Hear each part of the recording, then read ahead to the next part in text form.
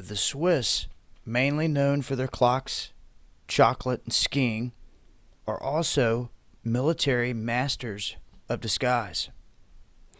I want to share with you guys here some bunkers that remain from the Cold War era that were put in place for survival, obviously, but then left abandoned and just left to rot and sit there until somebody else comes along and either purchases the land and takes it over and rehabilitates it, or they continue to sit there and rot away.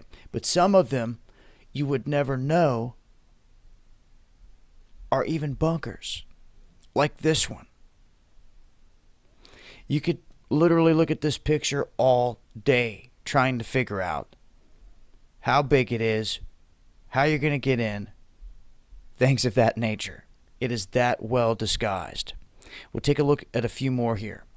And they use this deception method to where a house like this would look like, okay, it's just a regular, some kind of house. The way it's built, you wouldn't think that they're housing soldiers in it. But that's exactly what they were doing. They had military bunkers in there. Now, as you can see here, this is a really good one. They brought in artists, guys from movie sets, brought in all the work to make sure that these buildings blended in and matched their surroundings to a T. This is one of those perfect examples right here. And that's blending in very good. Right there. These are some of the things you guys can do out there. And as you can see, this one here blended in to the rock face. And you'd really have to be up close to really know what's going on here. If you're in a helicopter, you would never know that there's a bunker here. But this has been done very nicely, except for the door. It's almost a dead giveaway. If you got a trained eye, I mean, you can see this in the square. But there's masters of the artwork out there that literally could finish that, and you would never know that the door's there, and it'd still be there and function the same way. It's just all about breaking those straight lines.